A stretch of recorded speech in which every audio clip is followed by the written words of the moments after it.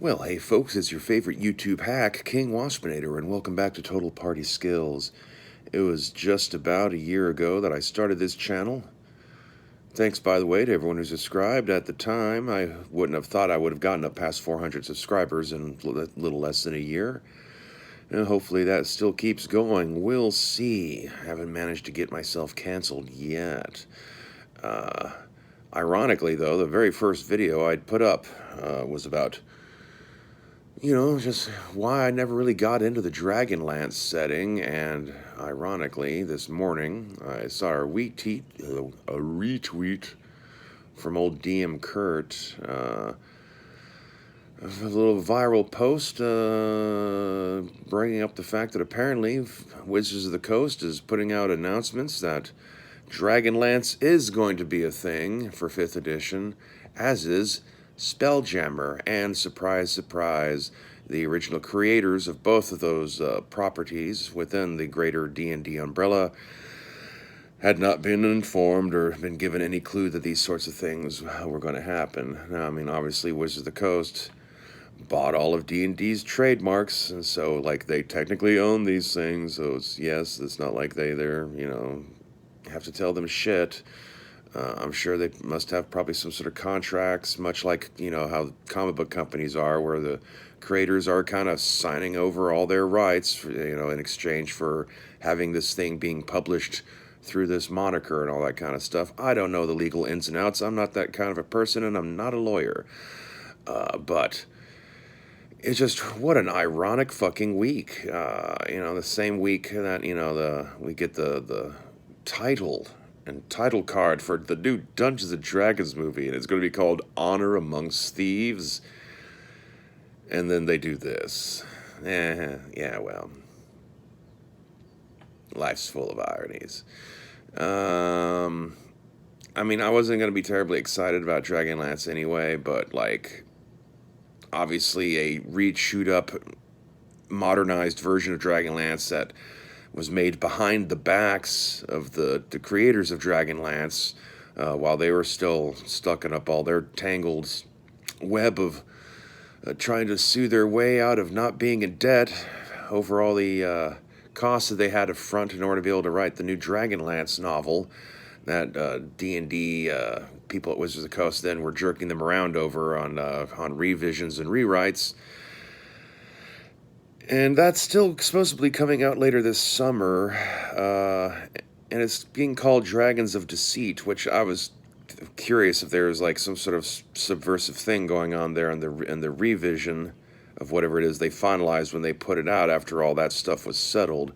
Like, what exactly do they mean by Dragons of Deceit? Is it gonna be like the Matrix Resurrections? Is it gonna be Hickman and Weiss trying to telegraph, like the secret behind the scenes bullshit through aspects of the story? Kind of a meta plot kind of thing. Warner Brothers is going to make The Matrix with or without you, so you might as well hop on and make it. Well, I guess they're discovering that, the other end of that, they didn't get to be Lana Wachowski. They don't get to be involved. Same thing with Jeff Grubb and Spelljammer. He doesn't get to be involved with the rebirth of his baby. And, I don't know. Spelljammer is the one that got me more worried. I mean, there's aspects to how the 5th edition setting was set up that had, it purposely disabled the Phlogiston and had made it so that spell jamming between star systems wouldn't work in a canon presentation of the D&D cosmology. And so I guess they're going to have to fix all that, or it's all going to be like set in, like the Axis Mundi setting, or whatever the hell that one was called. Or they're just going to act like that never happened. I don't know. That one's probably more troublesome to me because I actually liked Spelljammer. And so who knows how they're going to fuck it up.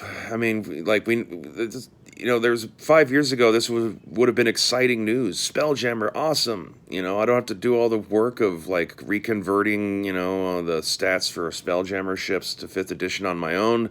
That's all going to be set up. That'll be great. Clean the timeline up a bit, bring it forward. If they had done this like 5 years ago, that would have been amazing. But no, These are the things that, remember, are being put out for what is effectively a derelict version of Dungeons and Dragons, because D&D Evolution is on the horizon. 5e is a dead brand for the next couple years, and so they're just going to be just jamming out just a bunch of like junk that's designed to just suck in as much curiosity purchases as possible before they scramble everything and put out a whole new version of D&D anyway. Who cares if there's going to be a 5e Spelljammer setting? Is it going to be like some of those awkward last books that they put out for 4th edition? Like, you remember 4th edition's book for Menzo Benzeran, where it was kind of like it wasn't written with any 4th edition creature stats or anything, so that you could still use it as an early 5th edition supplement and all that kind of stuff. Is that going to be the case with this? Is Spelljammer and Dragonlance? This book's going to be written just watered down enough so that it'll still translate over to the next version of D&D?